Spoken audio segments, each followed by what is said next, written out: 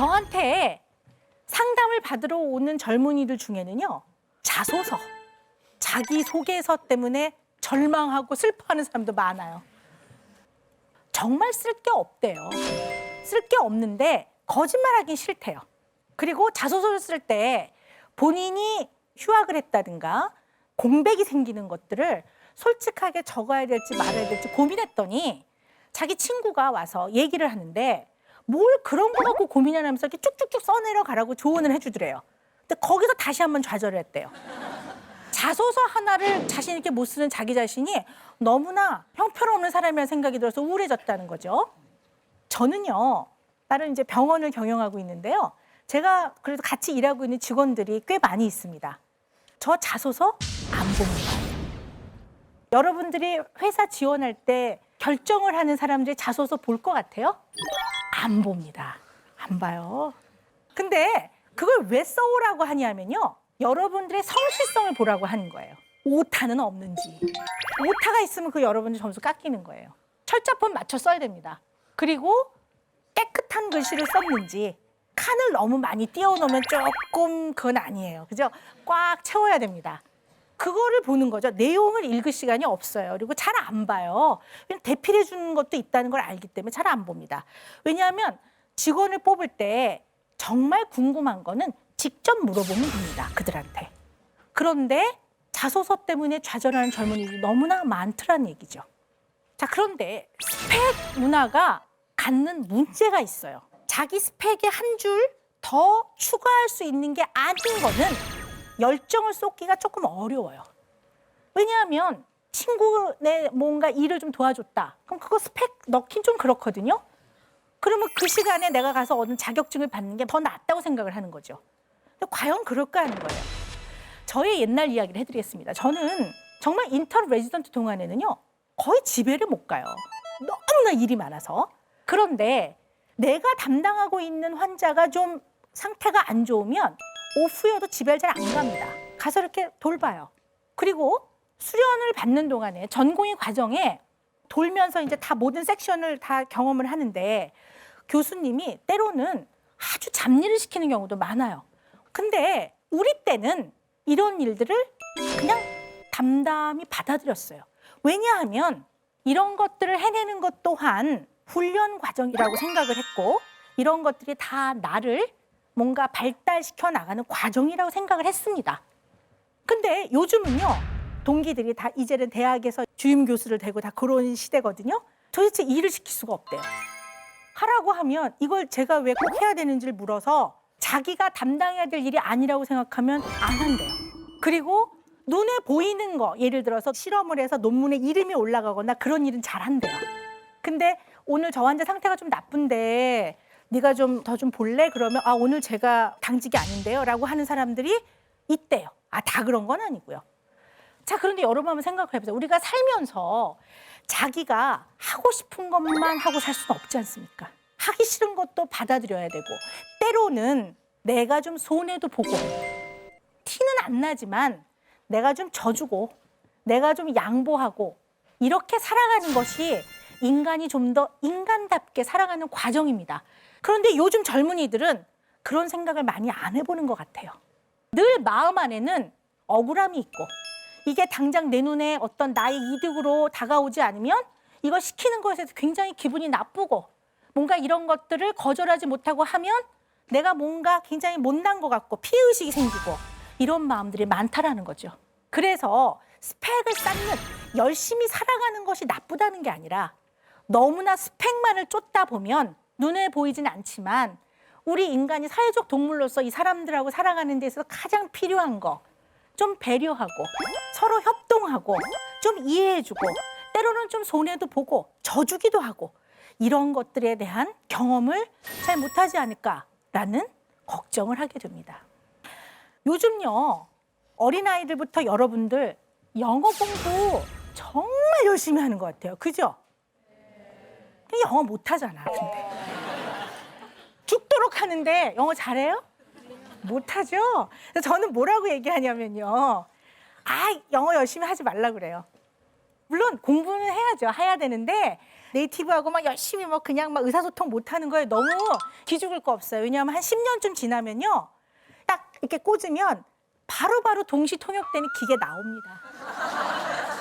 여러분들 초등학교 때부터 영어에 올인합니다. 그래서 지금 결과가 뭐예요? 영어 잘 못해요, 여러분들. 나를 포함해서 잘 못해요. 우리 한국어만 못해요. 그리고 여러분들 모국어, 한국어 너무 못해요. 제가 아까 자기소개서의 유일한 거 철자법만 맞으면 된다고 제가 말씀드렸죠? 그 철자법 다 틀려요, 여러분들. 그리고 맨날 영어 쓰느라고, 그리고 여러분들 맨날 이거 하느라고 한국어를 써보라고 하면 글자도 너무너무 삐뚤빼뚤해. 그다음에 여러분들 제일 많이 하는 게 뭔 줄 아세요? 뭐라고 얘기하면요, 정말? 정말이야? 대박이다. 그 말 이외에는 잘할 줄을 몰라요. 그 좋은 대학을 간 청소년들도 뭐라고 얘기를 하냐면, 선생님 제가 솔직하게 얘기를 하면요, 제가요 교과서 이외에 제대로 되어 있는 문학서적 두꺼운 거를 읽어본 게 몇 권이 안 됩니다. 이렇게 얘기를 해요. 이러니 한국 사람이 모국어인 한국어를 제대로 사용하지 못하고 그렇다고 영어를 꼭 잘하는 것도 아니고, 여러분이 노력하실 거는 이력서에 한 줄 더 들어가는 스펙이 아니라 자기네 나라 모국어로 제대로 읽고 말하고 듣고 쓸 줄 알아야 합니다. 그리고 이거를 다른 사람과 잘 공유할 수 있어야 되고 자기 생각을 머릿속에서 잘 정리해낼 수 있어야 됩니다. 결국 이런 게 안 되면 공부는 너무 많이 했어요. 너무 많은 사교육과 너무나 많은 학원, 너무나 많은 과정을 거쳤지만 제대로 머릿속에서 생각을 정리할 수 없는 그런 사람으로 커버린다는 거죠. 말하자면 고비용 저효율입니다. 그래서 스펙을 쌓지 않았다고 절대로 좌절하실 필요가 없습니다. 이제 좀 주제를 바꿔볼게요. 우리는 죽어라고 취직 준비를 하는데 맨날 취업 어렵다는 기사밖에 없어요. 학위를 받아도 뭐 어디서 어서 옵쇼를 안 해요. 그리고 취직을 했는데 정말 죽도록 일해야 되고, 인터넷 같은 데 보면 누구는 무슨 쇼핑몰을 해서 대박을 냈다 이러는데 연봉을 오를 생각을 안 해요. 이처럼 여러분들은 마음 한편에서는 좌절과 절망이 많은 젊은이들입니다. 그렇지만 우리가 이렇게 살아갈 수는 없습니다. 좌절과 절망이 많은 젊은이들이요, 공격성을 길러야 합니다. 공격성? 선생님 무슨 웬 공격성? 이렇게 말을 하실 거예요. 근데 도널드 윈너컷이라는 유명한 학자가 있습니다. 이 도널드 윈너컷이 공격성, 영어로 말하면 aggression이라고 합니다. 이 aggression은 나한테 주어진 옛것을 허물고 나만의 새로운 삶, 인생을 창조해 나가는 데 필요한 에너지 동력원이다. 이렇게 말을 했습니다. 이야, 멋있는 얘기 아니에요? 저는 막 그 얘기를 듣고 우와 이랬어요. 여러분 부모님이 주어진 삶, 그것을 허물고 여러분만의 새로운 창조적인 인생으로 살아나가는 데는 반드시 에너지원이 필요합니다. 여러분들요, 누가 지나갈 때 콱 쳤어요. 그러면 아파 이렇게 할 수 있어야 된다는 얘기죠. 또는 누가 야, 너 이따위로 할 수 있어? 이렇게 얘기하면 너나 잘해 이렇게 할 수 있어야 된단 말이에요. 부모님이 뭐라 하면 저는 그렇게 생각 안 하는데요, 이렇게 할 수 있어야 되고, 회사에 나가서 여러분들의 상사가 말도 안 되는 걸 요구하면 이거는 좀 부당하다고 생각합니다, 이렇게 말할 수 있어야 돼요. 세상을 살아나가는데 누구랑 주먹질을 하라는 게 아니라, 그런 싸움을 하라는 게 아니라 당당하게 세상에서 오는 자극을 향해서 더 굳건히 버틸 수 있는 힘이 필요하다는 거죠. 이 공격성은 인간관계의 가장 기본입니다. 그리고 이 공격성이 적당히 발달이 돼야지만 다시 한번 해보지 뭐, 잘할 수 있을 거야, 이런 마음이 생깁니다. 그리고 대인관계에서 지나치게 쫄지 않는 힘도 생깁니다. 그런데 이 공격성이 잘 발달이 안 되면 지나치게 공격적이거나 지나치게 위축될 수 있습니다. 여러분 자신이 그것이 잘 발달되어 있는지 잘 한번 생각해 보세요. 자기 내면을 잘 봐보세요. 작은 소리에도 내가 너무너무 기분 나빠하지 않는지, 조금만 소리에도 손톱을 세우고 있는 건 아닌지, 그리고 누가 조금만 뭐라고 해도 지나치게 위축되고 쫄진 않는지, 이런 생각을 잘 해보셔야 됩니다. 그래서 여러분이 상처받았을 때 여러분이 거울을 보고 스스로에게 한솔아, 아까 너 상처받았지?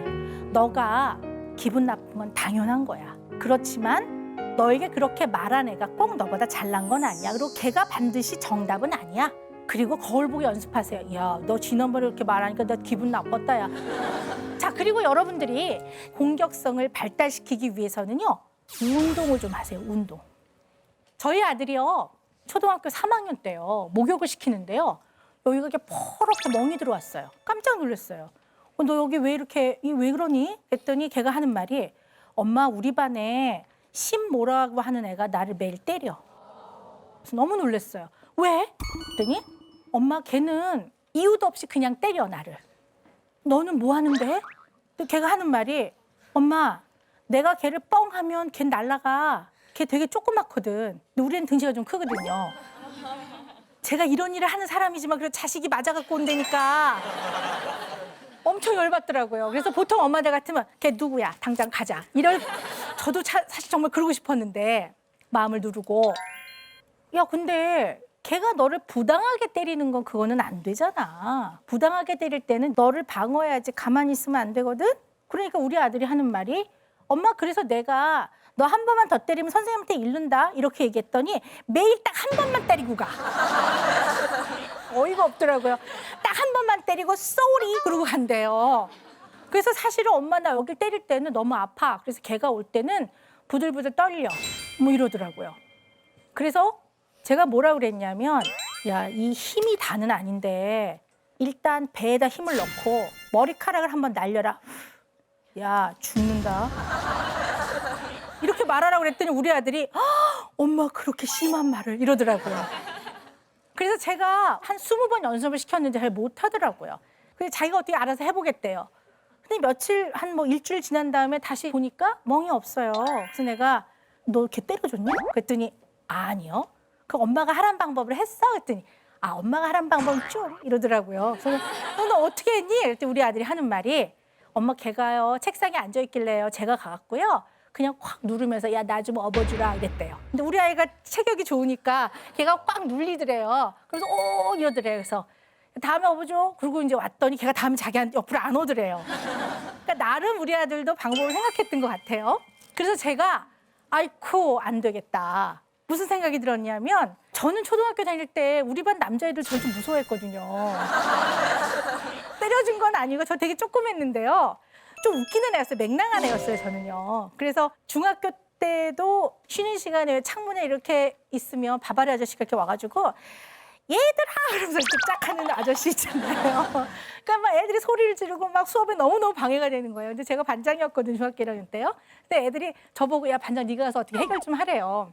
그래서 제가 이렇게 내려가서 이제 나갔더니 저를 딱 보더니, 학생! 그러더니 이렇게 짠! 하더라고요. 그래서 제가 뭐라 그랬냐면, 아저씨, 네, 예쁘지도 않은 걸 뭘.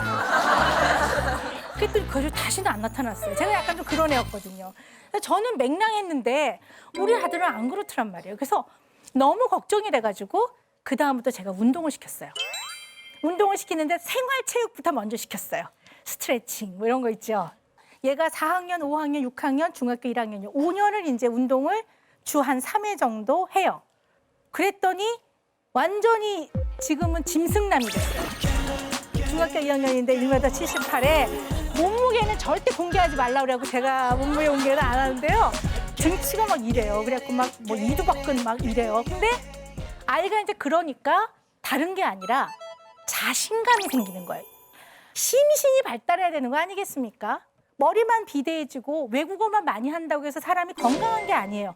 몸이 발달돼야 되는데 이런 게 안 되니까 정상적인 공격성 뭐 이런 게 잘 발달이 안 되는 거예요.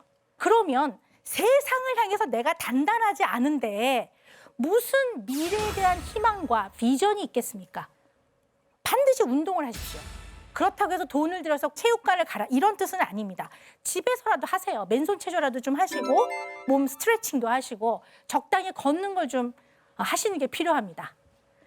제가 이 얘기를 하면서 또 찔려요. 제가 운동을 못하고 있거든요. 속으로 여러분들 아유 그러는 선생님이랑 운동 좀 하세요. 이런 생각이 들 것 같은데 어쨌든 저는 50이 다 된 아줌마고 여러분들은 훨씬 저보다 밝은 미래가 있지 않습니까? 그죠? For the rest of your life.